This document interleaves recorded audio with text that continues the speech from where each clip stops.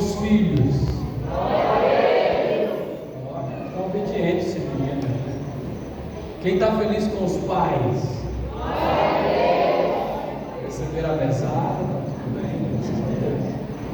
Meus queridos irmãos, é um prazer estar aqui convosco nessa oportunidade, mais uma vez, poder atender o convite do nobre colega, nosso amigo, pastor Deus Amar, que Deus continue abençoando a sua vida, e é sempre um privilégio para nós poder atender o seu convite.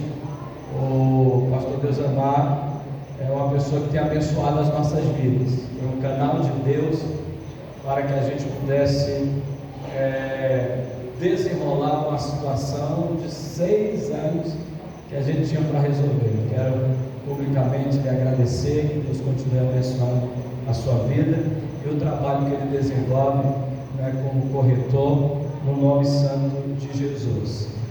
Eu só estou zangado com ele porque ele me convida para pregar, mas não me convida para o churrasco. Quando tem churrasco ele não diz nada, né? Quando é para pregar, ele nem vem pregar. Tá bom. Amém. É uma bênção em nome de Jesus. Vamos,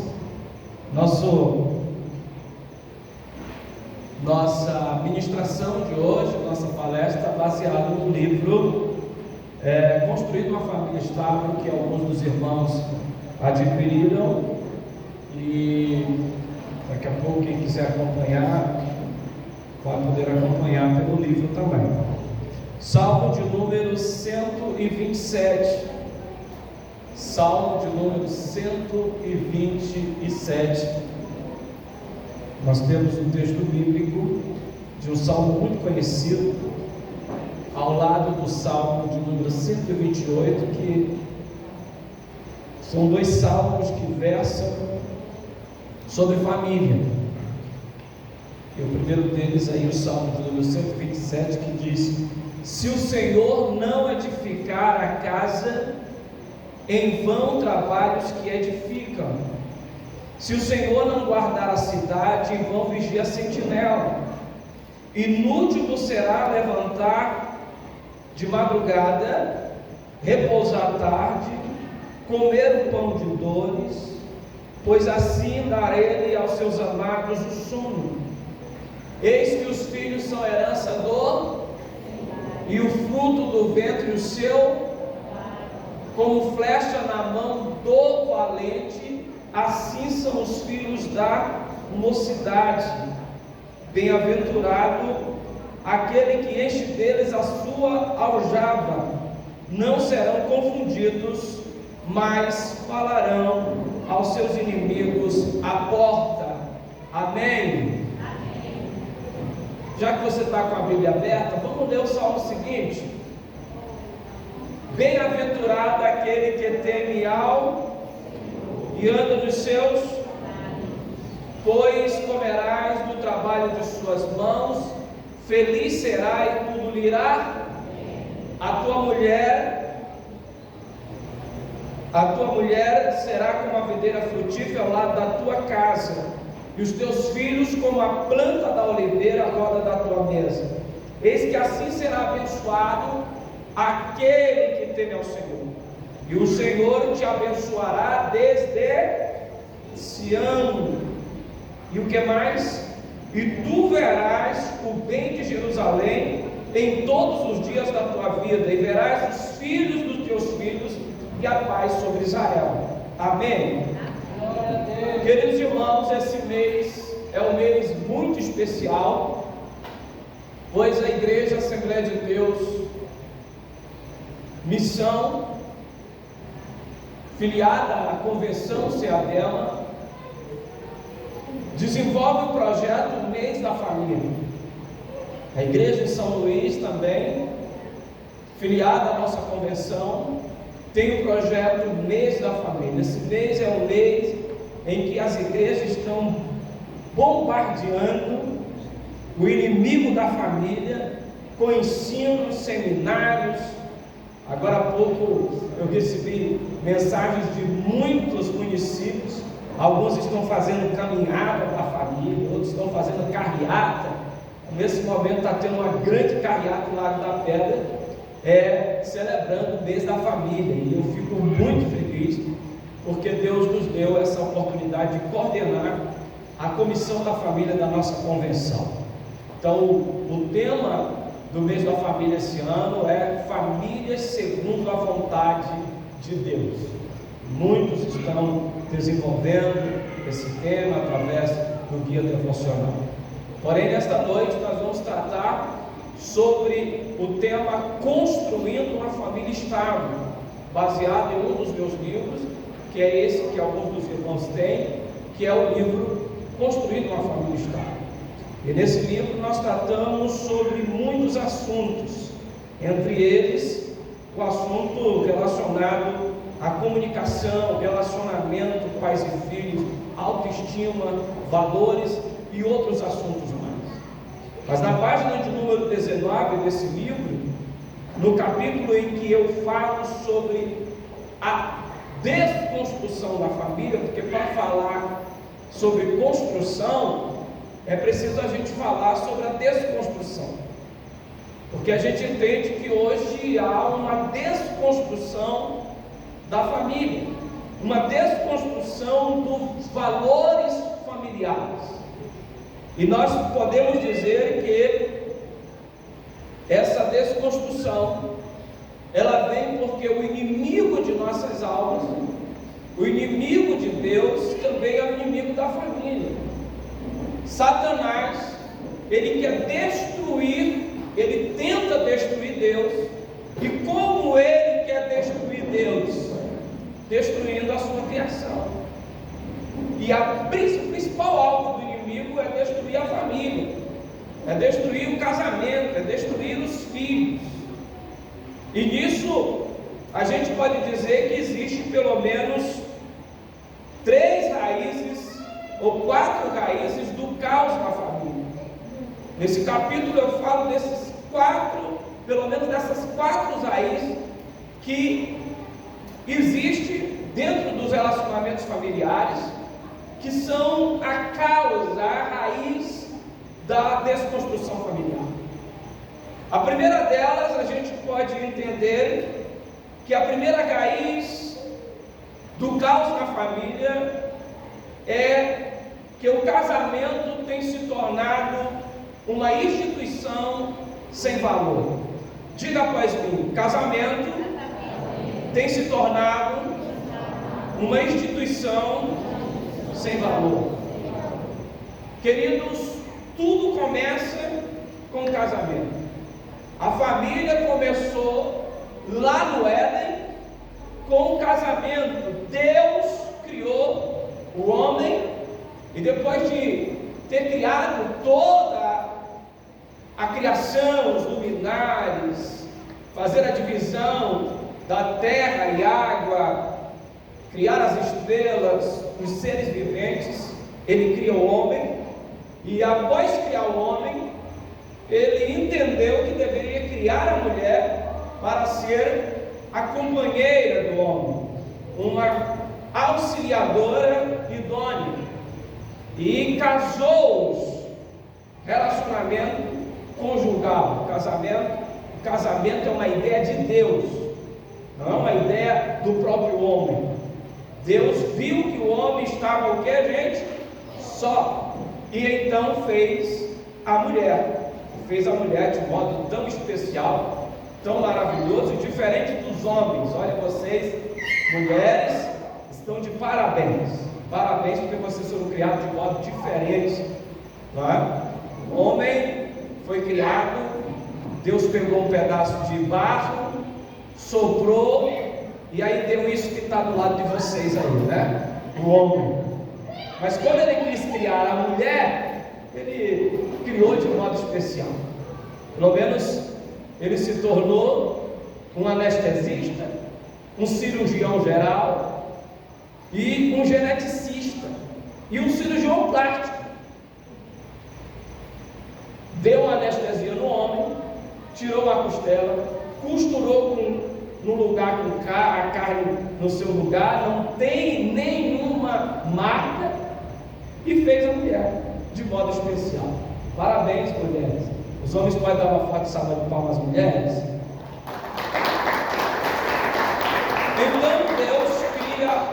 casamento? O casamento é uma instituição divina. O casamento, eu falo na página de número 20 desse livro, que o casamento é uma ideia de Deus. Uma ideia de Deus. E a desconstrução da família passa pela destruição do casamento. Nos dias em que nós estamos vivendo, nós estamos vendo que muitas pessoas têm desvalorizado a instituição do casamento. Muitos dos nossos jovens não querem mais casar, não vê o casamento com bons olhos. Quem na verdade não era para casar é que está brigando na justiça para casar. Você já prestou atenção? Isso mesmo. Quem não era para casar é que está brigando para casar. E um homem e uma mulher que foi o projeto, é o projeto original de família, não quer mais casar. E isso é parte de um projeto do inimigo, de Satanás, para destruir as famílias, destruindo o casamento. Até porque o casamento é a espinha dorsal de uma família. O casamento é a coluna de uma família. Se o casamento não vai bem, a família não vai bem. Se o casamento não vai bem, os filhos não vão bem. Se o casamento não vai bem, a sociedade não vai bem. Se o casamento não vai bem, a igreja não vai bem. Porque se não vai bem o casamento, a família não vai bem, os filhos não vão bem, a igreja não vai bem, porque a igreja é constituída de famílias. Então, mais do que nunca, nós precisamos, como igreja do Senhor, levantar a bandeira da instituição do casamento, mostrar para as pessoas que casamento é algo bom, que casamento é uma bênção, mostrar para os nossos filhos que casar é coisa boa, sim ou não? Onde estão os casados aqui? Levante a mão os casados. Isso, olha que só coisa boa. Casamento é uma bênção. Precisamos passar isso para a sociedade. É por isso que muitas vezes nos encontros de casais, nos seminários para casais, eu enfatizo muito isso aos maridos, às esposas. Se tem alguém que precisa andar de mão dada, é o homem e a mulher, o casal, sim ou não? Mas a gente tem visto, às vezes eu vou no shopping, eu olho casal, um andando na frente, outro andando atrás, e quem não era para estar de mão dada, está andando de mão dada. E a igreja, os crentes, os evangélicos, os cristãos, é que mais tem que fomentar isso na sociedade. Casamento é uma bênção, ter uma esposa é uma bênção, ter um marido é uma bênção de Deus. Louvado seja o nome do Senhor. Quem entende isso, erga a mão e glorifica o nome do Senhor. Muitos têm desvalorizado o casamento, e há uma orquestração do inimigo para destruir a família. E para isso Satanás tem as suas estratégias muito bem elaboradas. A estratégia do inimigo passa por vários setores da sociedade. Por exemplo, está apontado para a família e é usado o governo para destruir a família, para desconstruir a família. É usado a mídia para desconstruir a família. Em nome porque o governo, as leis, são criadas todos os dias, leis de desconstrução familiar. Em nome da cultura, há desconstrução familiar. É cultura. Quem não lembra, em 2015, quando se colocou no palco um homem nu para as crianças apalpar, dizendo que aquilo era o quê? Arte, cultura. Em nome da cultura se desconstrói a família.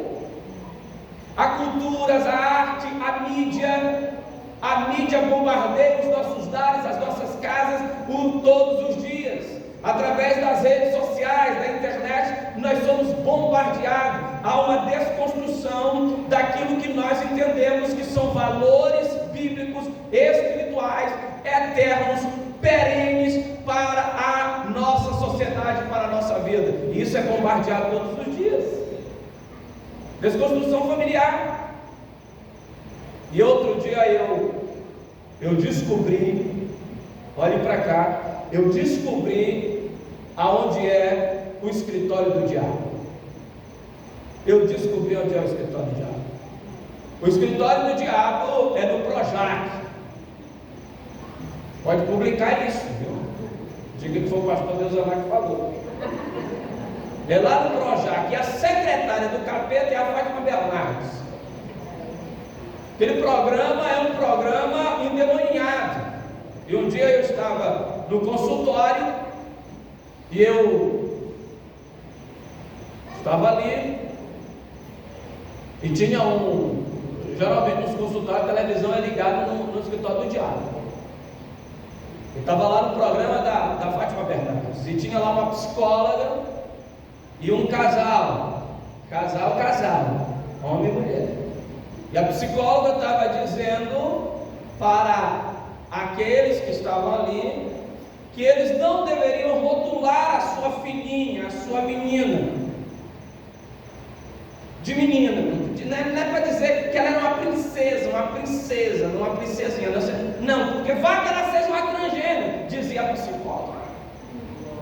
Eu fiquei tão zangado com aquilo que eu não queria mais nem ficar para a consulta. Eu queria chegar em casa, porque lá em casa eu tenho a Camille Vitória, que ela é uma princesa. E eu estava com vontade de chamar ela de princesa.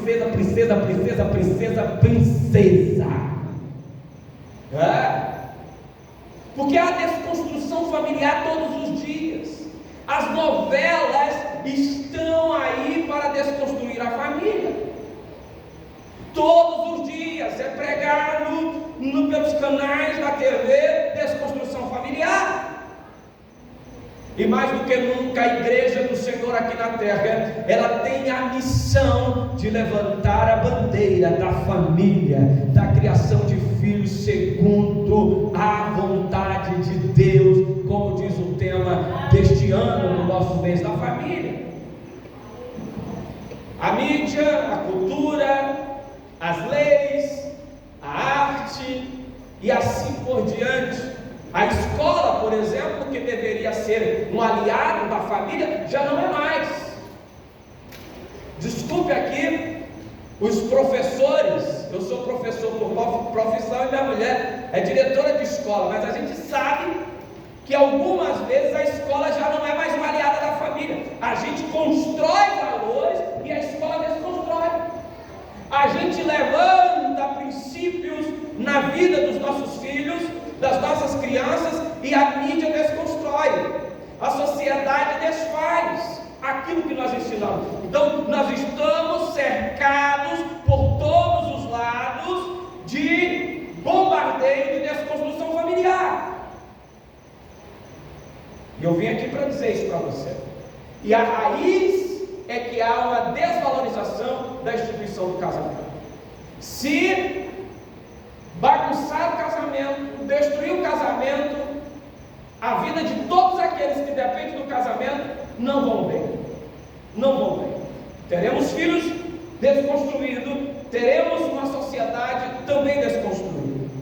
Uma segunda raiz do caos da família é que o divórcio e o adultério têm muita aceitação e são vistos com bons olhos. Veja isso. É a segunda raiz do caos da família, na página 21. A raiz é essa: o divórcio e o adultério têm muita aceitação e são vistos com bons olhos. Há pessoas que já se casam divorciados. Como é isso, pastor? O namoro é tão nojento que eles já se casam dizendo: a gente vai fazer um teste, se não der certo a gente separa. Já estão separados há muito tempo. Então há um olhar, as pessoas não estão mais lutando pelo seu casamento. Aliás, o que nós estamos vendo é que as pessoas o que fazem com os objetos que hoje são descartáveis, estão fazendo com relacionamento. Antigamente, tudo que dava um probleminha, a gente levava para consertar, é ou não é? Hoje a gente já diz, nem compensa consertar, é melhor comprar outro. Não é assim que a gente está fazendo com os objetos? Às vezes eu estou com 2 ventiladores lá em casa que nem compensa mais, é melhor comprar outro. Mas com os relacionamentos não deve ser assim, porque para os relacionamentos a Bíblia nos diz que nós devemos zelar por eles. Louvado seja o nome do Senhor. Nós devemos lutar pela nossa casa, pela nossa família, pelo nosso casamento, pela criação dos nossos filhos, segundo a vontade do Senhor. Quem entende isso, erga a mão e glorifica a mão do Senhor. Há pessoas que já têm contratos de casamento, onde o contrato de casamento reza o adultério, está lá. E alguns anos atrás, eu li uma revista de circulação nacional, que uma modelo brasileira que se casara com um empresário italiano, que estava de férias no Brasil, isso já está com mais de 15 anos atrás, ela estava de férias no casamento. Você sabia que tem gente que tem férias no casamento? Férias no casamento. E aí ela deu uma reportagem a uma revista de circulação nacional, dizendo que ela estava de férias no casamento aqui no Brasil, porque quando ela casou tinha lá no contrato férias de casamento. E aí o repórter perguntou e disse: e nessas férias do casamento pode fazer o que quiser? Ela disse: claro, eu estou de férias do casamento. Depois é a vez dele de ter férias do casamento. Veja a que ponto a instituição do casamento tem se tornado. A raiz do caos na família nos dias de hoje é que o adultério e o divórcio têm muita aceitação e são vistos com bons olhos. A terceira raiz do caos na família é que há um crescente desrespeito à autoridade dos pais. Um crescente desrespeito à autoridade dos pais. A gente fica se perguntando, por que as famílias estão tão destruídas? Primeiro, a desvalorização do casamento. Segundo, um olhar bom, um olhar com bons olhos ao adultério e à separação, ao divórcio. E em terceiro lugar, um crescente desrespeito à autoridade dos pais. Aliás, para falar a verdade, queridos irmãos, nós estamos vivendo um tempo onde há uma crise de autoridade generalizada. Crise de autoridade. Quem era autoridade não é mais autoridade, ou pelo menos não é visto como autoridade. Por exemplo, a autoridade do professor. Professor, há algum tempo atrás, era uma vez o professor. Professor era o segundo pai, sim ou não? Quem é desse tempo? Poucos. Só nós que somos daquela época, né? Professor era o segundo pai, pastor. O que o professor dizia, isso era lei, era ou não era? E se o menino chegasse em casa com as notas baixas, o pai cobrava do menino, era ou não era? Você tirou nota baixa, tu vai me dar conta disso aqui, era ou não era? Ô tempo bom. Hoje não. Hoje o menino chega com as notas baixas em casa, o pai vai lá onde o professor: me diga o que é isso aqui. É ou não é? Quem está gostando diz amém. Quem está apanhando diz ai, ai, ai, que está bem certo. Hoje há uma desvalorização e uma crise de autoridade sem precedentes. Essa crise de autoridade, ela começa em casa. Um crescente desrespeito à autoridade dos pais. Por exemplo, a autoridade do polícia. Desculpe os polícias que tem aqui, não me prenda, por favor. Mas polícia, antigamente, policial era respeitado, era ou não era? Bastou estar fardado, o povo respeitar a polícia. Hoje não. A polícia está bem aqui, o cara está roubando bem aqui do lado. É ou não é? Se não roubar, com isso ainda por cima. Crise de autoridade na nossa sociedade. Por exemplo, a autoridade da pessoa mais velha. Pastor ser uma pessoa mais velha é uma autoridade. Ser respeitável. Havia um tempo que não precisava ser parente para tomar a bênção. Pastor ser o quê? Mais velho. Pessoa mais velha tinha autoridade. Sim ou não? Vocês não são desse tempo. Por isso que vocês não dizem sim. Quem é desse tempo? Quem não quer ser velho? Não faz muito tempo que era isso. Bastou ser mais velho, era uma autoridade, se respeitava. Hoje não. E outro dia alguém me contou a história do menino dentro do ônibus. E aí o menino estava sentado naquelas cadeiras que é para os idosos, né? Aí uma pessoa disse: ô menino, dá a cadeira aqui para o senhor sentar. Aí o menino olhou para ele assim e disse: eu não. Ele já sentou, foi muito da vida, agora é que eu comecei a sentar. Crise de autoridade. Não se tem mais um olhar com respeito à pessoa mais velha. A autoridade.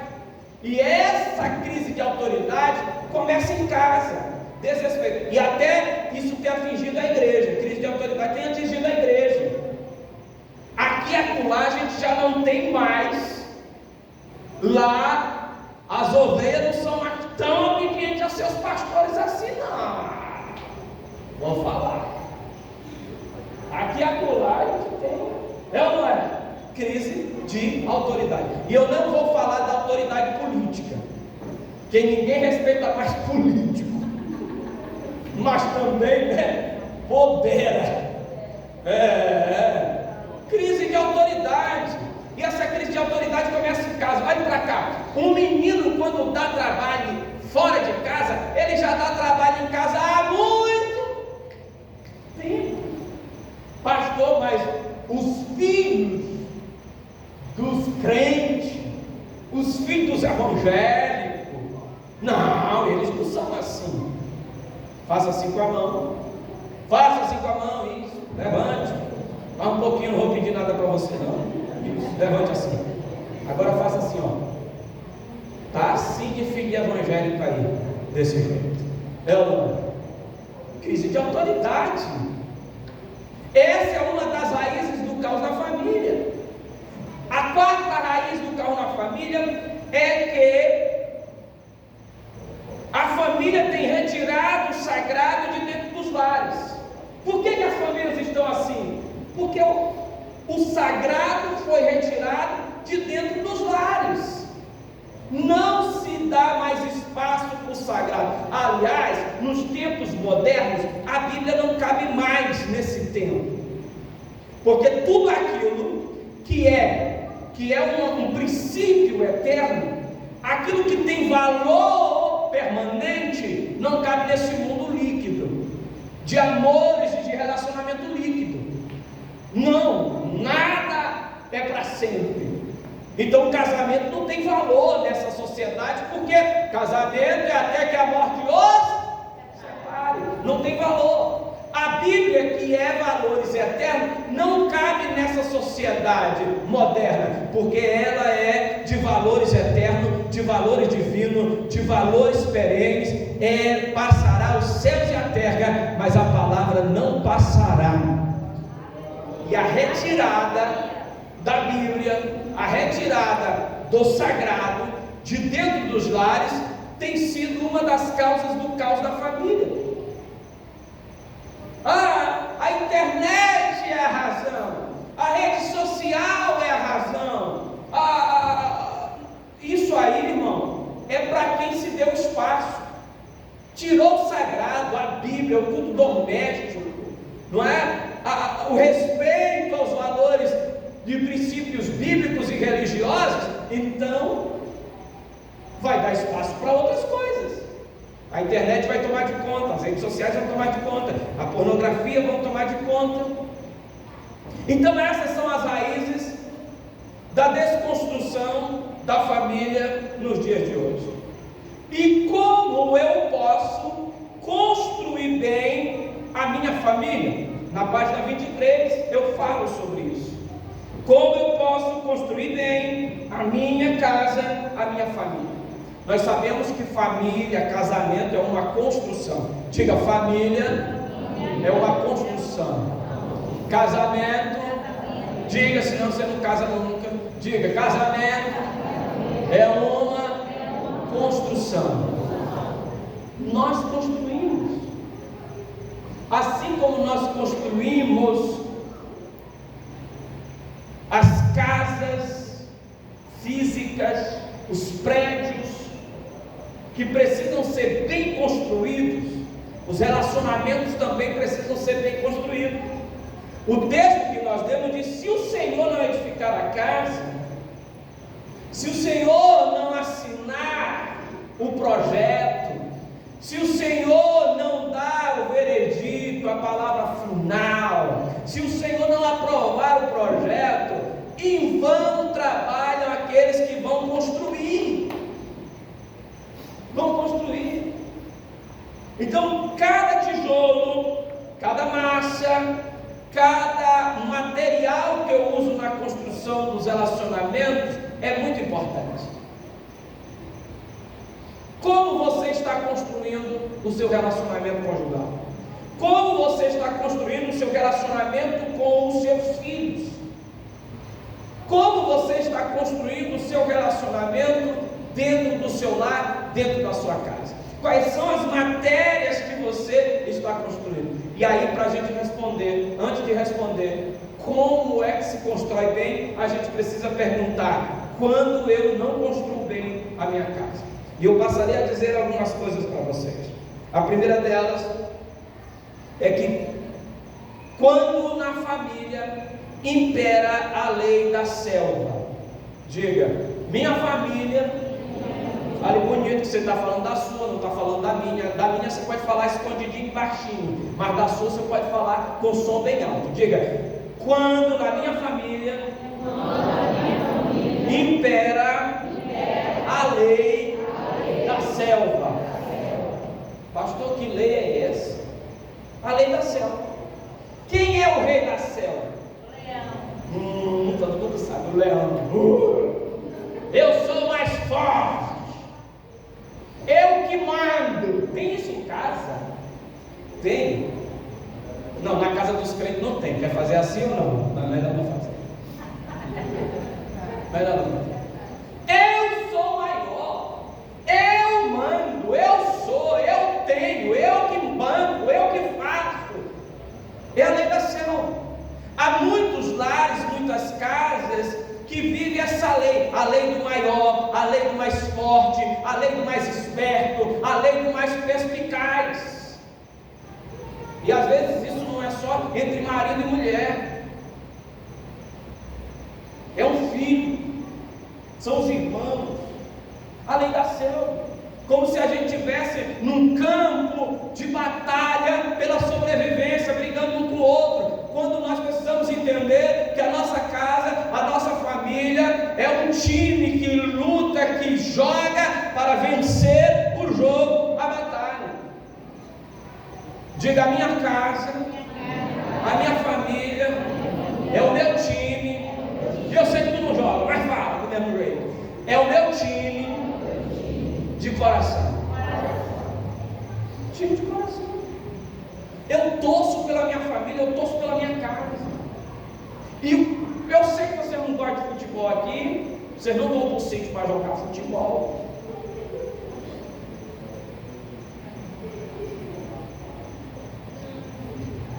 Tem, ele joga futebol. Eu sei que não, mas imagine um time de futebol. Um time tem quantos jogadores? Quantos jogadores tem num time de futebol, gente? Vocês sabem, aí não querem dizer para não ser disciplinado, né? 11 jogam no campo, tem os reservas, mas são 11, sim ou não? 11. Num time, tem 11 jogadores. tem uma posição, sim ou não? Tem ou não tem no time? Tem. Tem o goleiro, é ou não é? O que mais?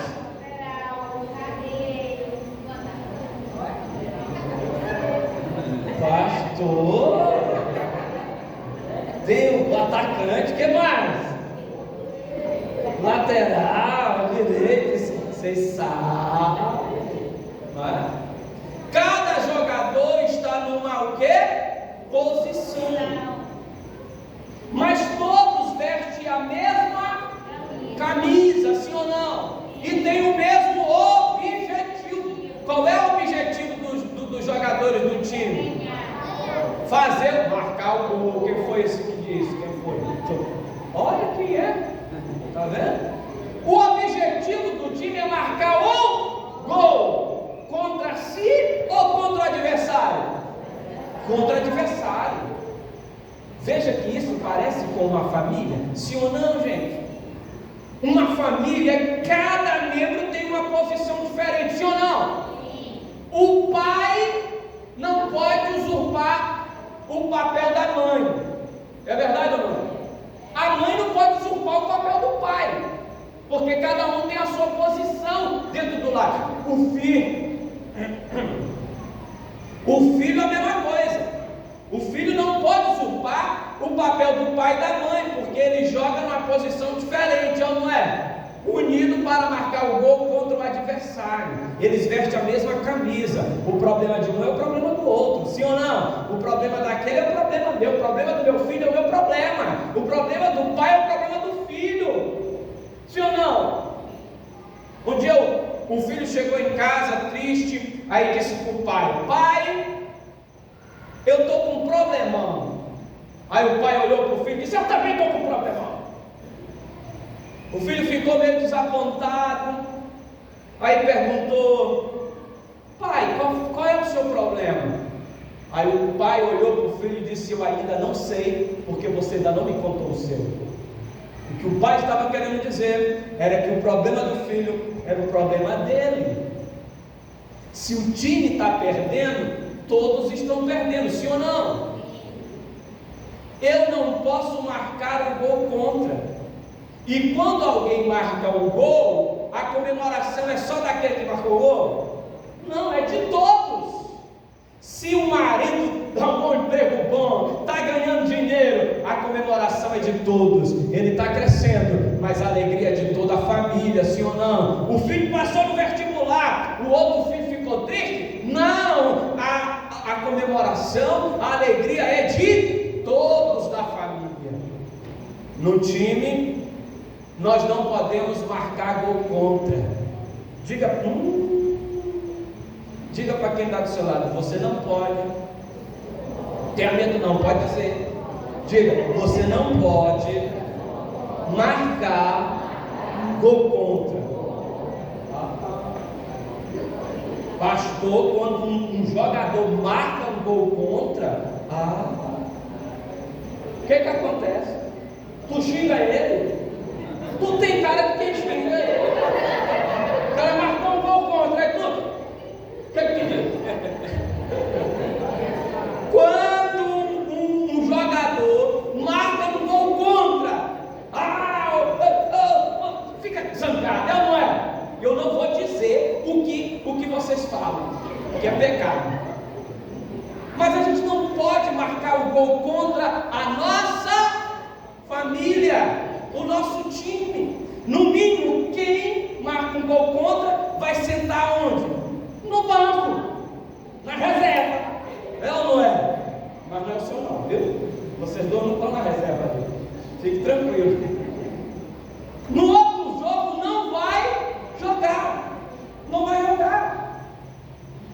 Vai ficar lá. Porque marcou. Quando eu olho para cá. Quando eu peco contra a minha esposa, eu estou marcando o gol contra. Quando você desobedece os seus pais, você está marcando um gol contra. O adversário está ganhando, Satanás está ganhando. Quando você adultera, você está marcando um gol contra. Quando você mente para os pais, você está marcando um gol contra, e a tua família está em desvantagem. Sim ou não? Cuidado para não marcar gol contra.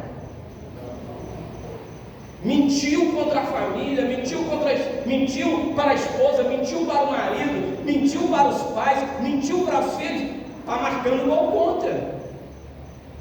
Isso é muito sério. Eu lembro, e depois que inventaram esse negócio aqui, ó, como é o nome disso aqui? Celular. A mentira aumentou mais. Sim ou não? Sim?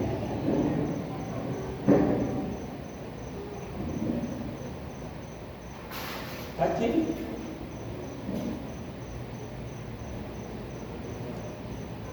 Alguns mentem para a esposa também, meu irmão. Eu vou dizer uma coisa, porque mulher, quando liga para o marido, ela não dá bom dia, boa tarde, boa noite. Quando ele atende o telefone, ela pergunta: tu está onde? Isso acontece por aqui. Não pergunta, não dá bom dia, boa tarde, boa noite. Tu está onde? E eu lembro bem que eu estava andando aqui em São Luís de ônibus, faz muito tempo isso. E aí eu entrei no ônibus, o ônibus estava passando ali pela Praia Grande. E entrou um senhor dentro do ônibus, eu estava do lado da janela, entrou um senhor dentro do ônibus e sentou do meu lado. Boa tarde. E o telefone dele tocou. Eu percebi que era a mulher dele que estava ligando para ele, porque a pessoa perguntou onde ele estava. Eu não sou muito discreto, eu fiquei ouvindo assim para ver o que ele dizia. E eu vi que na hora que ele atendeu, ele botou a mãozinha assim. Quando a pessoa bota a mãozinha, quando a pessoa bota a mãozinha e vira para o lado, alguma coisa tem. Ele botou a mãozinha assim, e a pessoa perguntou do outro lado: tu está onde? Aí ele me olhou, virou, e eu virei um pouquinho assim para ouvir. Aí ele disse assim: o ônibus estava passando aonde, gente? Na Praia Grande, lá no terminal dali do... como é o nome daquilo ali? Beira-Mar. Aí eu vi muito bem que ele disse assim: eu estou aqui no anil. Eu tomei um susto. Eu olhei para fora do ônibus, olhei para ele, olhei de novo, ele fez assim para mim. Eu digo: ô senhor, desculpe aí, mas eu estou perdido, eu não sei onde é que eu estou. Porque se ali era o anil. E você já viu que todo mundo que está atrasado, quando alguém liga e diz: eu estou no anil. Tu já viu que todo mundo que está no anil? É porque no anil tem um garrafamento terrível, crônico, né? Ali foi enterrado na cabeça de jumento ali que ninguém passa. Aí todo mundo: estou no anil, o garrafamento não está nada, está longe, está na Praia Grande, está dizendo que está no anil. Depois que inventaram o celular, mentira aumentou. Quando eu minto, eu estou marcando um gol contra a minha família, porque a minha família precisa vencer, ganhar o jogo. Outro, a minha família não é bem construída quando a família é dominada pela lei do descaso. Esta é a lei do menor esforço. Pessoas que têm a oportunidade de ser uma bênção e não são, oportunidade de fazer o bem e não faz. A minha família não é bem construída quando nela impera a lei do descaso. Você está na casa, na família, no relacionamento, mas é como se não estivesse. Vai lá, senta, uma rede preguiçosa, a casa está pegando fogo, mas ele está lá, ou ela, né?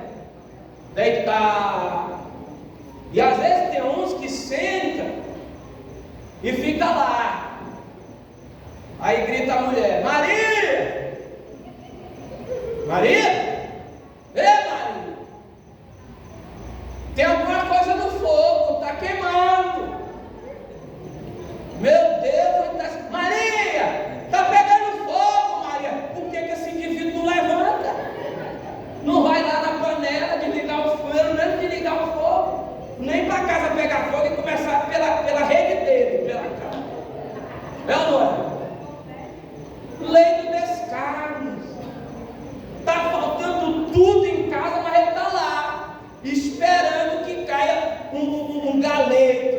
ficar ali bonito assim, em cima da... Pá!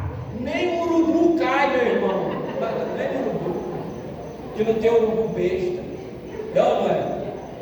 Tem gente que lidera a sua família, lidera a sua casa com a lei do descaso.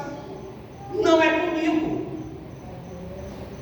Problema não. Isso é um problema seu.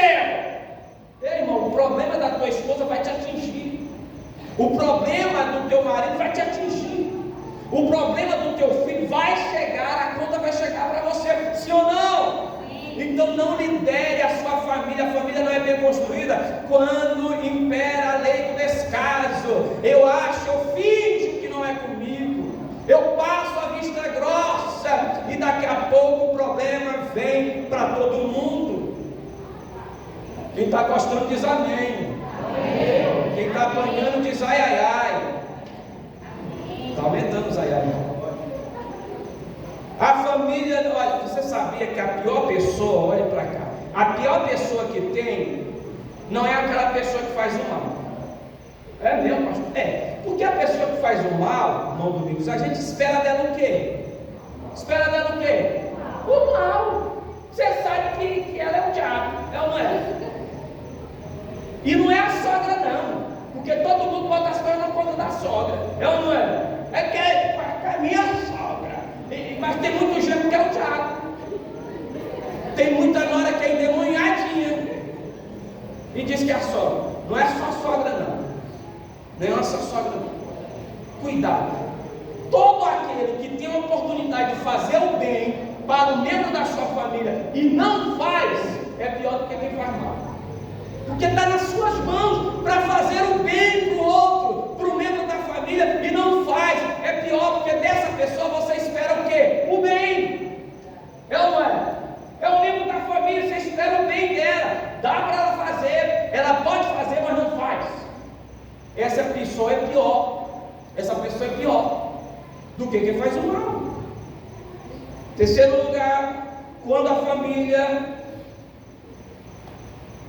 não é bem construída, quando é dirigida pela lei do mau exemplo, quando o lar passa a ser um lugar de vergonha e não de glória. Mau exemplo. Olha, queridos irmãos, a gente precisa ter uma harmonia e um equilíbrio naquilo que nós pregamos e naquilo que nós fazemos.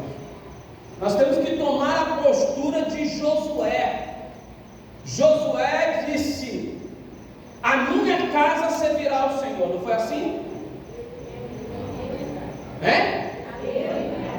Como é que está na tua Bíblia? Na minha está. A minha casa vai servir ao Senhor. Não é assim?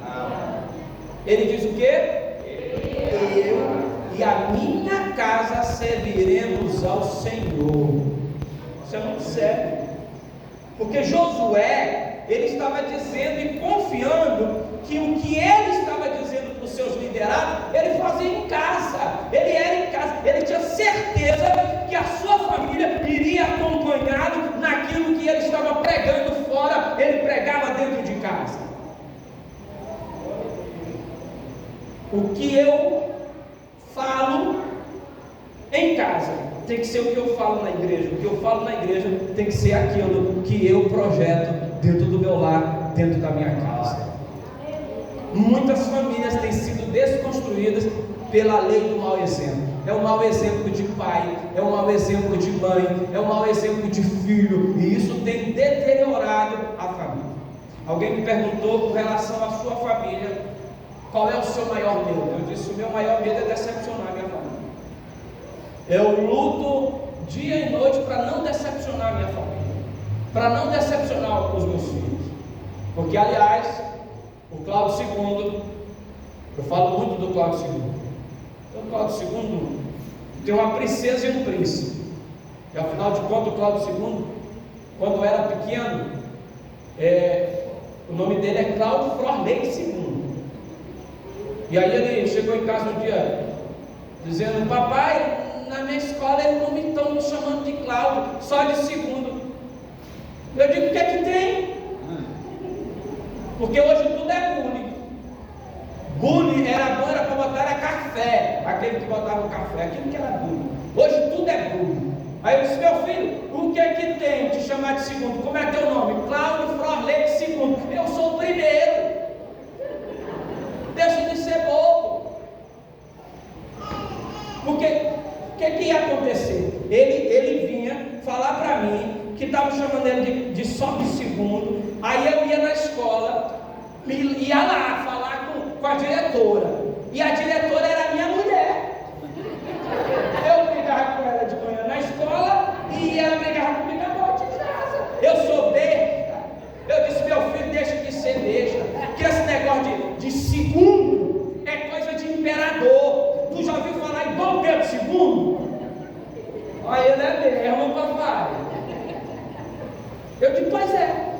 Ele disse: pois então, pai, eu vou dizer para os meus colegas me chamar de Dom Cláudio II. Eu digo: pronto, resolvido. Tem coisa que você resolve, não precisa ir brincar na escola. É ou não é? É ou não é? E tudo é bullying. Olha, eu não vou nem dizer que quem está mais dando trabalho é o menino na escola, é os pais. Sabia disso?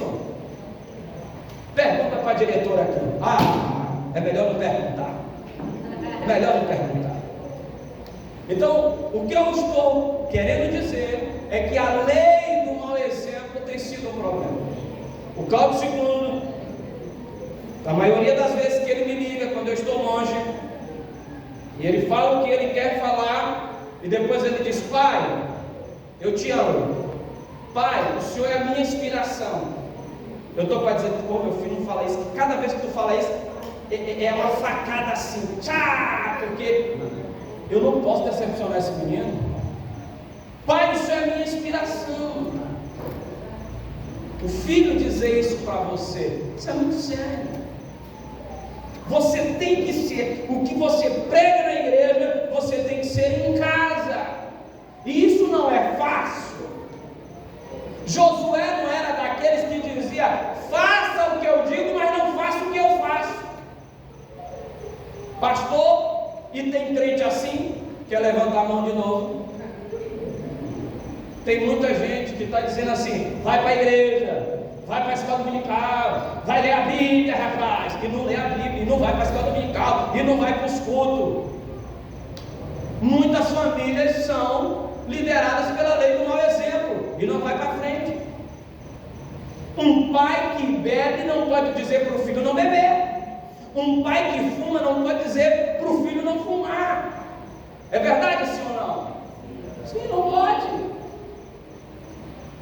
Lá na igreja tem uma pessoa, não é crente, e todo domingo essa pessoa vai deixar a sua filhinha na escola dominical.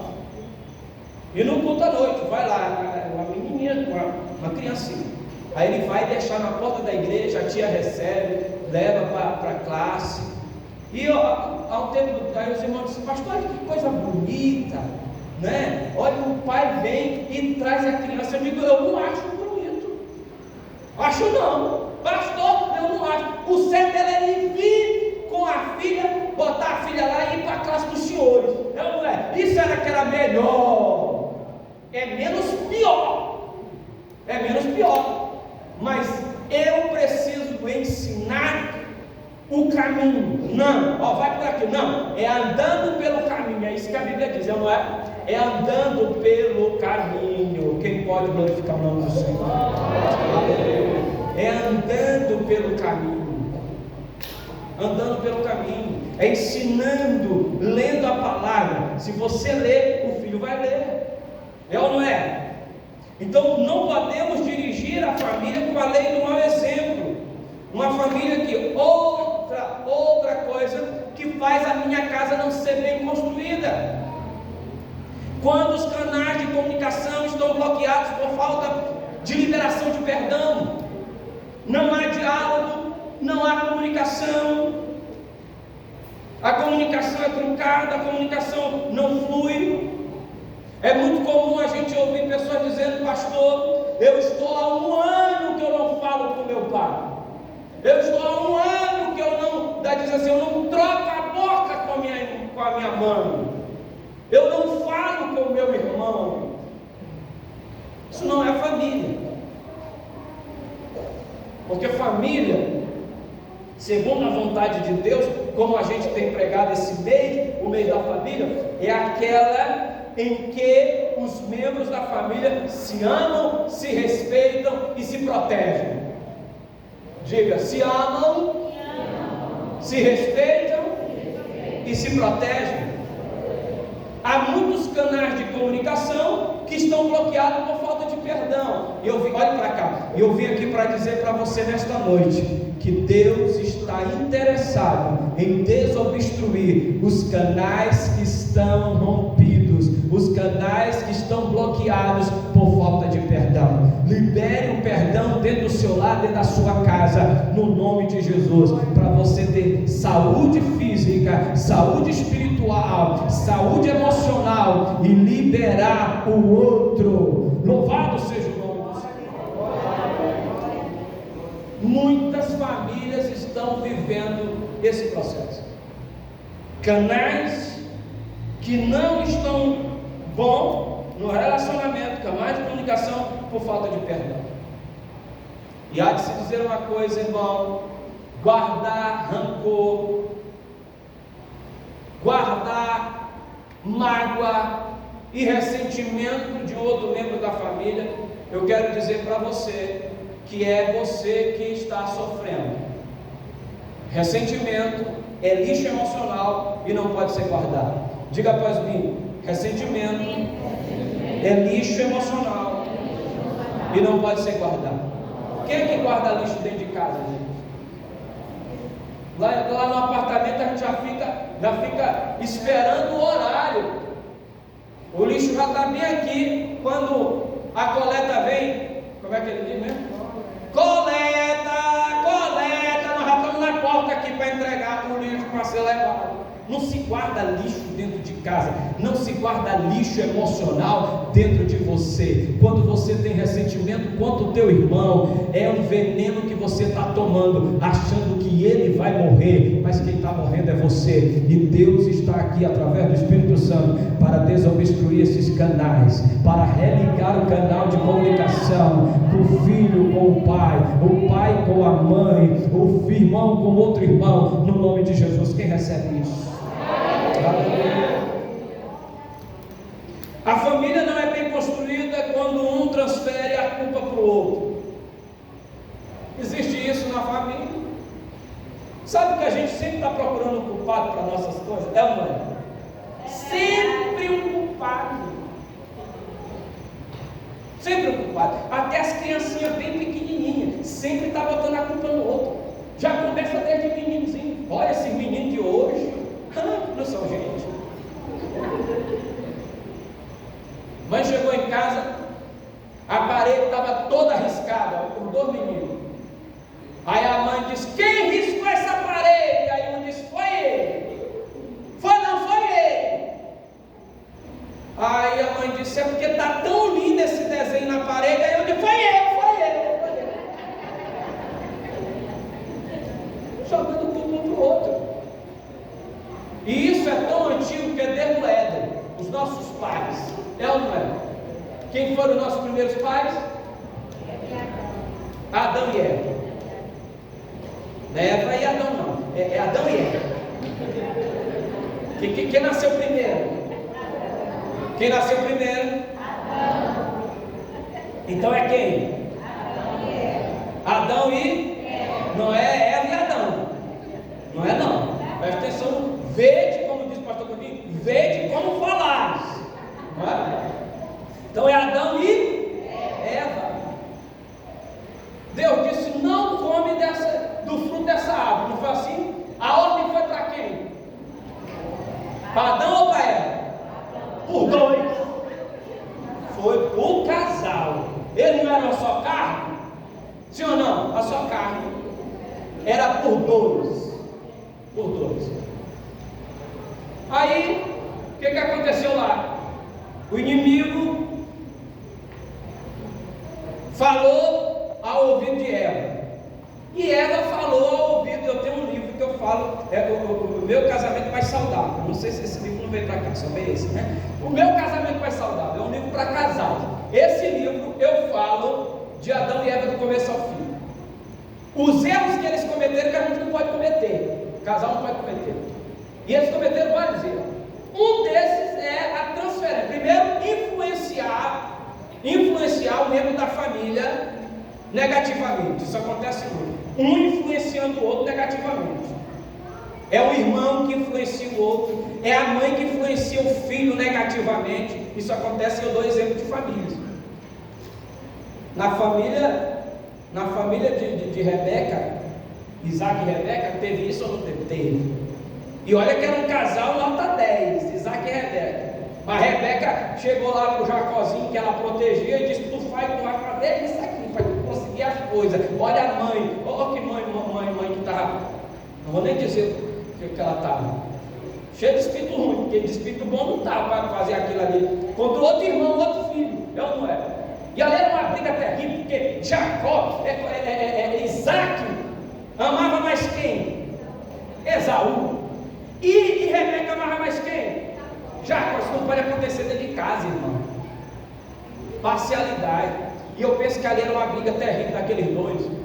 Tinha hora que eles brigavam, os meninos brigavam, porque os meninos brigavam. Pensa os meninos que brigavam, era Jacó e Esaú, desde a barriga da mãe. A mãe com barrigão, dois meninos, e aí eles mexiam, brigavam e tal. Aí a mãe disse: Senhor, o que está acontecendo na minha barriga? Aí o Senhor disse: duas nações há no teu ventre, um é diferente do outro. E aí o Senhor já disse para ela, porque Deus não engana ninguém. Diga para quem está falando: Deus não engana ninguém.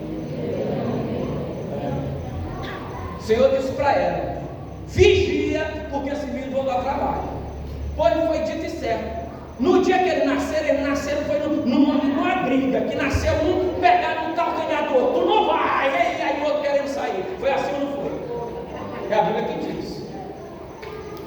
E aí os pais não souberam se comportar na chegada dos filhos. Mas essa é outra história que eu vou falar para vocês, só para os casais, da terceira fase do casamento, que é a fase do crescer e multiplicar. Essa é uma fase complicada para o casal. Mas o que eu estou querendo dizer aqui é que a transferência de culpa e de papéis é muito presente dentro dos lares. Lá Adão e Eva, aí lá vem comer, porque até para pecar eles eram tão unidos, Adão e Eva era tão unidos que até para pecar eles pecaram juntos.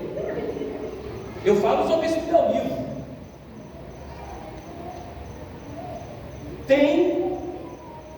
Tem marido que é passivo demais. Era o erro de Adão.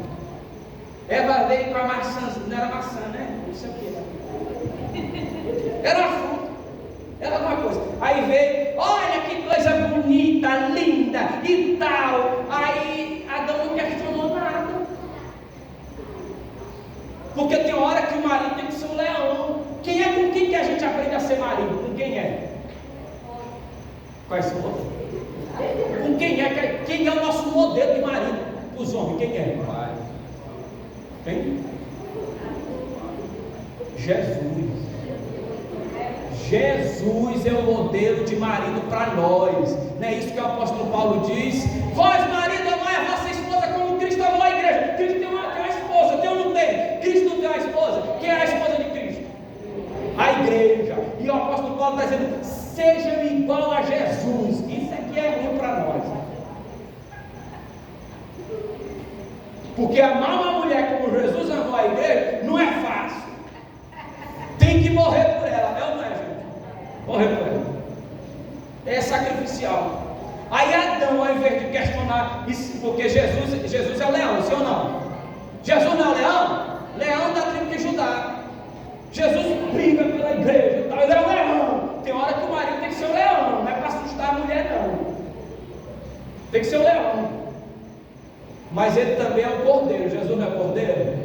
Tem hora que tem que ser o cordeiro. Só nós que sabemos essas coisas.